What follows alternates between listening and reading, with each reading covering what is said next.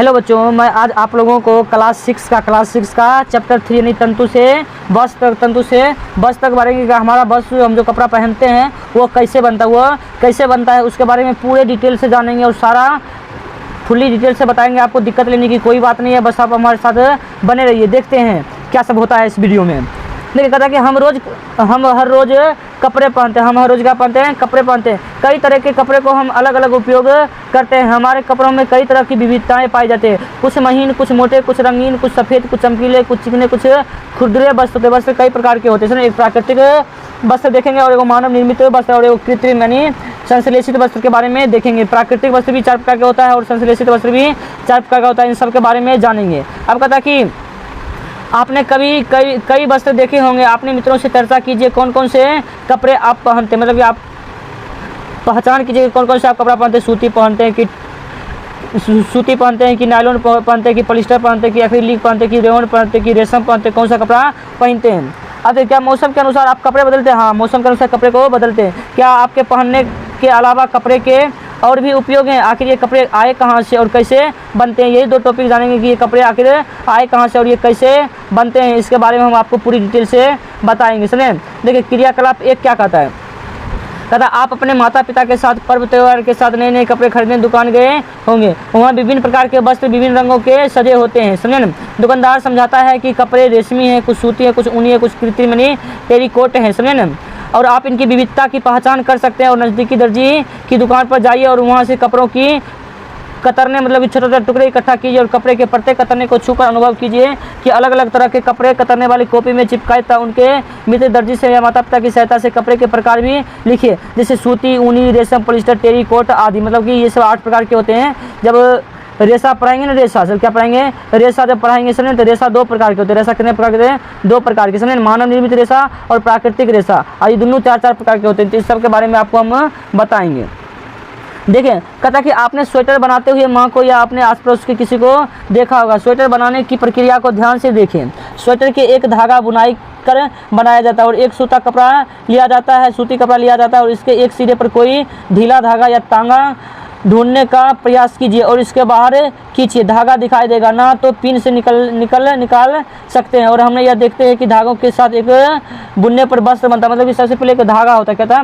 धागा। फिर कई धागा को सिलते ऐसे करते हैं मशीनों की सहायता से, हाथों की सहायता से, चरखों की सहायता से। समझे ना? तो क्या बन जाता है? वस्त्र बन जाता है। क्या बन जाता है बाबू रे? वस्त्र बन जाता है। आप अपने सबसे एक धागा को निकाल के देखेंगे, उसको करिएगा ना तो बहुत सारा उसमें तंतु मिलेगा। समझे ना?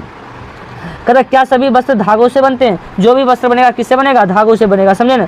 कहिएगा हाँ बनेगा, सभी वस्त्र किससे बनेगा? धागों से ही बनेगा।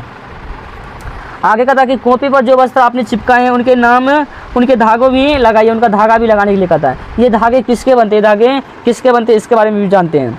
कहता आपने सुई से धागा तो पिरोया होगा, मतलब कि सुई में धागा घुसाया होगा।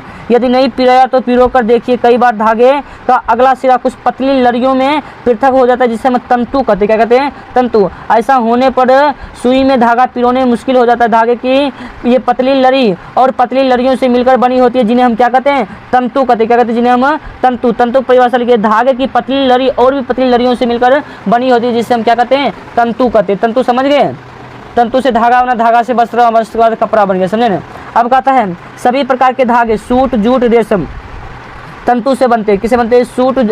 सूत, जूट और रेशम से बनते हैं। समझे? और कहते हैं इन धागों को खोल कर देखिए। कुछ वस्त्र सूती, रेशम, जूट, ऊनी के तंतु पौधे और जंतुओं से प्राप्त होते हैं। इसे प्राकृतिक तंतु कहते हैं। इसे क्या कहते हैं? प्राकृतिक तंतु कहते हैं। सुनिए, आप यहाँ से प्राकृतिक तंतु की डिफिनेशन लिख सकते हैं कि ऐसा तंतु जो हमें सूती, रेशम, जूट, ऊनी से प्राप्त होता है उसे हम क्या कहते हैं? सूती तंतु कहते हैं। जैसे मान लीजिए आप ऊन से प्राप्त किए। प्राकृतिक तंतु तो या तो जानवर से प्राप्त कीजिएगा या तो पेड़ पौधे से प्राप्त कीजिएगा। समझे ना? उसे कहते हैं प्राकृतिक तंतु। समझे? अब देखिए, कहता हजारों वर्ष तक प्राकृतिक तंतुओं से ही वस्त्र बनाए जाते थे। पहले प्राकृतिक तंतुओं से ही वस्त्र बनाए जाते थे। समझे ना? और अब आगे कहता है कि पिछले 100 वर्षों से रासायनिक पदार्थों जिसके स्रोत पौधे व जंतु नहीं है से तंतुओं का निर्माण किया जाता। मतलब अब जो रासायनिक विधि आया है उससे पौधे और जंतुओं को नुकसान नहीं पहुंचाया जाता, बल्कि ये सब रासायनिक विधियों द्वारा बनाया जाता है, जिसे मानव निर्मित तंतु कहते हैं। जैसे पॉलिस्टर, नायलॉन, एक्रिलिक और रेयन होता है। क्या होता है? रेयन। इसमें रेयन नहीं दिया है, इसमें रेयन भी होता है। कुछ पादप तंतु, पादप मतलब होता है पेड़ पौधा, पादप मतलब क्या होता है पेड़ पौधा। सबसे पहले है रुई, क्या होता है रुई, कपास के पौधों से रुई प्राप्त किया जाता है। किसके पौधों से प्राप्त किया जाता है, कपास के पौधों से प्राप्त किया जाता है। कहता है क्या कभी आपने कभी दीपक या डिबरी के रुई की बत्तियां बनाई है। इस रुई का उपयोग गद्दे, रजाइयों या तकियों में भी किया जाता है। अब कहता है कि थोड़ी रुई लीजिए, थोड़ी रुई क्या कीजिए लीजिए, इसे खींच कर पृथक कीजिए और इसके किनारे को ध्यान से देखिए। आपने क्या देखा, जैसा जैसा करता है वैसे सब करते रहिए। ये छोटी पतली लड़ियाँ जिन्हें आप देख रहे हैं वे कपास के तंतु से बनी होती है। मतलब कि वो किस तंतु से बनी होती है, कपास के तंतु से बनी होती है। अब आगे कहता है यह तो आप जानते ही हैं कि रुई कहाँ से आती है। साधारणतः कपास के पौधे उगाए जाते हैं, वहीं से रुई आती है। वहीं से क्या आती है बाबू रे, रुई आती है। क्या आती है बाबू रे, रुई आती है, समझे ना। अब देखिए आगे, अब कहता है कि जाते हैं मिट्टी काली या जलवायु गर्म होती है। जहाँ की मिट्टी काली और तापमान कैसे रहती है, जलवायु गर्म रहती है। हमारे देश में क्या ऐसे कुछ राज्य के नाम बता सकते हैं जहाँ कपास की खेती की जाती है, तो बता सकते हैं, इसमें बताते हैं। कपास के पौधे के किस भाग से रुई निकलती है, पहले ये देख लेते हैं। देखिए ये सब क्वेश्चन के आंसर हम बताएंगे, आप टेंशन मत लीजिएगा। रुई बनाती है, इसके बारे में आप शिक्षक और गाँव बुजुर्गों से पता कीजिए। कपास के खेत देखता हुआ कपास चुने जाने के लिए तैयार हो चुका है। कपास के फूल काफ़ी विकसित हो जाने पर, जब कपास के फूल काफ़ी विकसित हो जाते हैं तब देखिए तब क्या होता है। देखिए अभी कपास के पौधे भी हम आपको दिखाते हैं, समझे ना। कहता उजले उजले रुई के गोलक, उजले उजले रुई के गोलक के रूप में दिखाई देते हैं, जिसे हम क्या कहते हैं, कपास से गोलक। ये देखिए ऊपर पर रुई दिखाई दे रहा है, ये कपास का पौधा है। किसका पौधा है, कपास का पौधा है। ऊपर कपास गोलक है, क्या कपास गोलक, इसको क्या कहते हैं, कपास गोलक कहते हैं, समझे ना। अब कहते हैं साधारणतः पौधे से कपास को हाथों से चुना जाता है। इसके बाद बड़े बड़े मशीन की सहायता से कपास के बिनौले से अलग किया जाता है। इस प्रक्रिया को ओटना कहते हैं। इस प्रक्रिया को क्या कहते हैं, ओटना। ये ऑब्जेक्टिव आएगा, समझे ना। अब देखिए कपास से बिनौलों को अलग करने की प्रक्रिया को क्या कहते हैं, ओटना कहते हैं। ये पारंपरिक ढंग से हाथों से ओटी जाती है। कैसे ओटी जाती है, हाथों से ओटी जाती है। अब देखिए जूट यानी पटसन, जूट यानी कि देखिएगा पटसन के बारे में जानते हैं। कहता कि पटसन तंतु को पटसन के पौधे के तने से प्राप्त किया जाता है। कहाँ से, पटसन के तने से प्राप्त किया जाता है।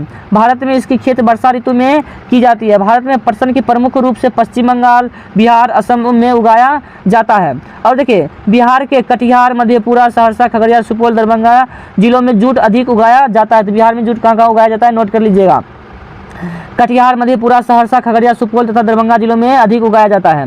कहता जब पौधों में फूल आने लगते हैं तो उसे काट लेते हैं और कुछ दिनों तक उनके तने को पानी में डुबो कर रखते पानी में डुबो कर रखा जाता है ताकि रेशों से अच्छी तरह से अलग किया जा सके। रेशों को अच्छे से क्या किया जाता है, अलग किया जा सके।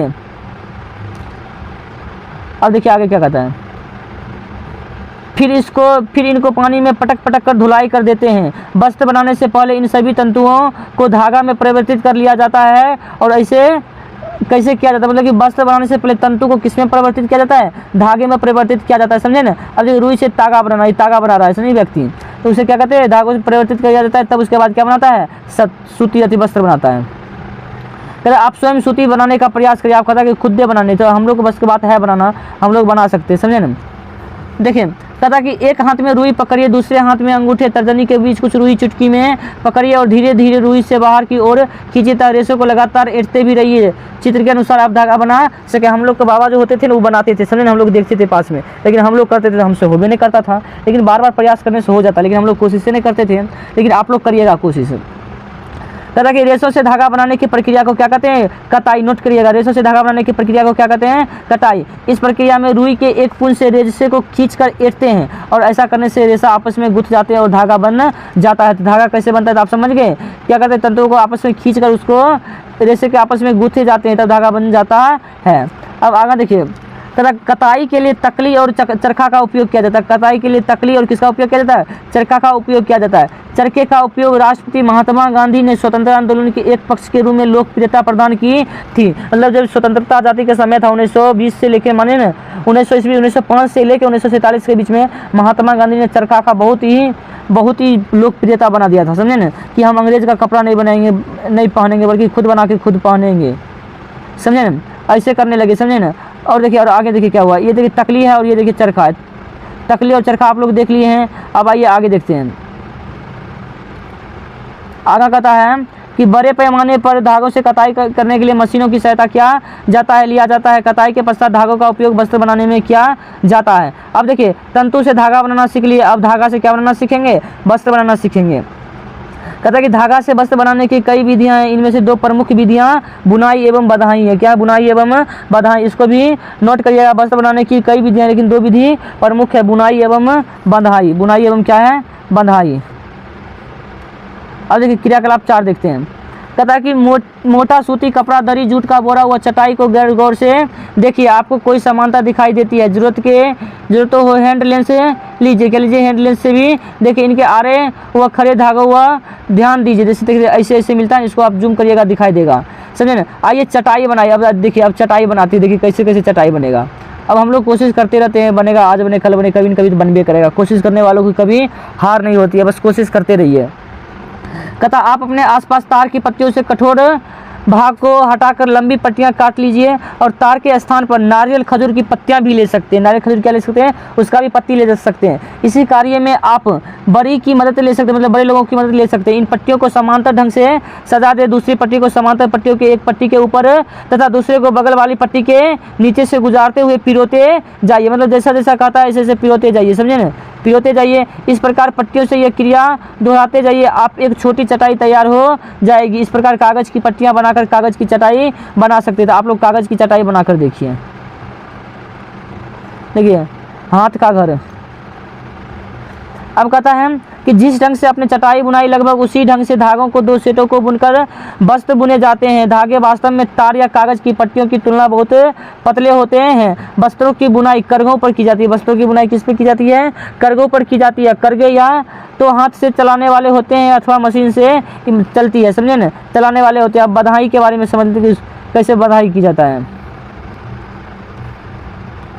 कहता क्या आपने कभी स्वेटर बुनते देखा है। बंधाई के एकल धागे का उपयोग वस्त्र बनाने में किया जाता है। आपने कभी फटे हुए स्वेटर से धागा खींचकर देखा है। हाँ देखें, स्वेटर फट जाता है तो उसको धागा खींचते रहते हैं। कहता है करते हुए क्या होता है, अगर वह धागा लगातार खींचता चला जाता है तो वस्त्र उधरता जाता है। सही बात है। मोजे और बहुत से ऐसे वस्त्र बंधाई द्वारा बनाए जाते हैं, जिसमें हाथों से, मशीनों द्वारा बनाए जाते, मतलब हाथों से भी बनाए जाते हैं और मशीनों से भी बनाए जाते हैं। जैसे मौसा थी, कहते मौसा कहते, बताओ, जैसे मौजा, क्या मौजा, समझे ना। अब कहता है बुनाई तथा बंधाई का उपयोग अलग अलग तरह के वस्त्रों का निर्माण में किया जाता है। इन कपड़ों को पहनने के लिए अलग अलग वस्त्र तैयार किए जाते हैं। अब वस्त्रों का थोड़ा सा इतिहास देख लेते हैं, आखिर वस्त्र कैसे किया हुआ, नहीं इसके इतिहास के बारे में जान लेते हैं। देखिए कथा कि आपने कभी सोचा है कि प्राचीन काल में लोग पहनने के लिए किस सामग्री का उपयोग क्या करते थे। तो वस्त्रों के विषय में प्रमाण ऐसा प्रतीत होता है कि प्रारंभ में लोग वृक्षों की छाल, आप छठा के इतिहास में जरूर पढ़िएगा, समझे, पढ़ाएंगे हम कैसे रहते थे लोग। बड़ी पत्तियों अथवा जंतुओं के चमड़े वो शरीर को ढकते थे, जैसे केला का पत्ता होता है ना वो पहन लेते थे। जानवर को मारते थे ना, उसका छाल जो होता है ना, चमड़ी, उसको पहन लेते थे। ऐसा ऐसा लोग रहते थे पहले। चलिए कहता कृषि के विकास के साथ समुदाय में रहना शुरू करने के बाद लोगों ने पतली पतली टहनियों पर घास को बुनकर चटाई तथा टोकरी बनाना सीखा। लताओं, जंतुओं से प्राप्त ऊनी अथवा बालों को आपस में ऐंठन देकर लंबी लड़ियां बनाई जाती थी। इनको बुनकर वस्त्र तैयार किए जाते थे। पुराने ज़माने में भारतवासी रुई के वस्त्र पहनते थे। पुराने ज़माने में किसके वस्त्र पहनते थे, रुई के वस्त्र भारतवासी पहनते थे। अब देखिए आगे, पुराने ज़माने में लोगों को सिलाई करना नहीं आता था। उस समय लोगों को अपने शरीर के विभिन्न भागों को वस्त्र से ढक लेते थे। पहले ज़माना में जैसे अभी साड़ी पहनता है ना, ठीक उसी तरह पहले पहन लेता था। उसे सिलाई उलाई का ज़माना नहीं था, तो आता थोड़ी था सिलने के लिए। अब कहता वे शरीर को ढकने के लिए कई तरीकों का उपयोग करते थे।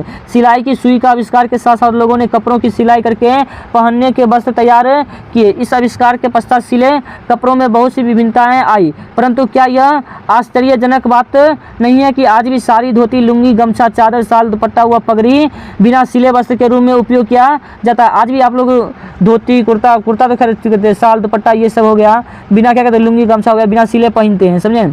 अब कहता है आगे, जिस प्रकार पूरे देश में भोजन अत्यधिक विविधता देखने को मिलती है, ठीक उसी प्रकार वस्त्र एवं पहनने की वस्तुओं में अधिकता मिलती है। हर एक राज्य में कपड़े पहनने की विविधता अलग अलग है। अब आइए हमने क्या क्या सीखे उसको भी देख लेते हैं। अब ये वर्ड याद कर लीजिएगा, वर्ड पावर बहुत बेहतरीन रहेगा, समझे। बेहतर बनना चाहते हैं तो आप वर्ड सबका याद करते जाइएगा, भविष्य में आपको बहुत काम देगा, समझे ना। आगे देखिए, वस्त्र सामग्री अथवा वस्त्रों में विविधता होती है, जैसे सूती, रेशम, ऊनी और पॉलिस्टर।